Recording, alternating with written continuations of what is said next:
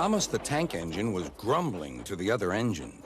I spend my time pulling coaches about, ready for you to take out on journeys.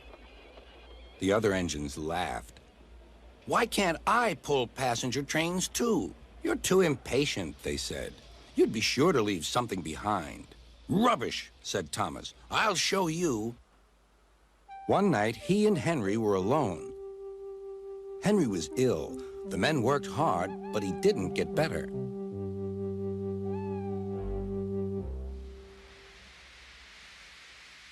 He felt just as bad next morning. Henry usually pulled the first train, and Thomas had to get his coaches ready. If Henry is ill, he thought, perhaps I shall pull his train. Thomas ran to find the coaches. Come along, he fussed. There's plenty of time, they grumbled. Thomas took them to the platform and wanted to run round in front at once. But his driver wouldn't let him. Don't be impatient, Thomas. Thomas waited and waited. The people got in. The conductor and station master walked up and down. The porter banged the doors, and still Henry didn't come. Thomas got more and more excited. Sir Topham Hatt came to see what was the matter, and the conductor and station master told him about Henry. Find another engine, he ordered. There's only Thomas, they said. You'll have to do it then, Thomas. Be quick now. So Thomas ran round to the front and back down on the coaches, ready to start. Let's not be impatient, said his driver. We'll wait till everything is ready. But Thomas was too excited to listen. What happened then, no one knows. Perhaps they forgot to couple Thomas to the train, or perhaps the driver pulled the lever by mistake. Anyhow, Thomas started without his coaches. As he passed the first signal tower, men waved and shouted, but he didn't stop. They're waving because I'm such a splendid engine, he thought importantly.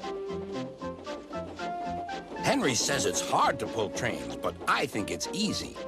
Hurry, hurry, hurry, he puffed, pretending to be like Gordon. People have never seen me pulling a train before. It's nice of them to wave. And he whistled. Beep, beep. Thank you. Then he came to a signal at danger. Bother, he thought. I must stop. And I was going so nicely, too.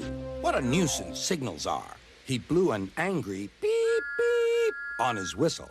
The signalman ran up. Hello, Thomas, he said. What are you doing here? I'm pulling a train, said Thomas. Can't you see? Where are your coaches, then? Thomas looked back. Why, bless me, he said, if we haven't left them behind. Yes, said the signalman. You'd better go back quickly and fetch them. Poor Thomas was so sad he nearly cried. Cheer up, said his driver. Let's go back quickly and try again.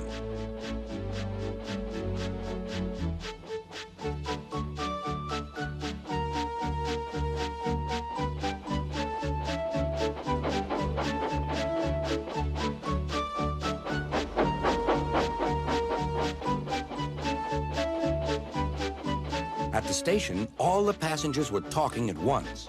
They were telling Sir Topham Hatt what a bad railway it was. But when Thomas came back, they saw how sad he was and couldn't be cross. He was coupled to the train, and this time he really pulled it.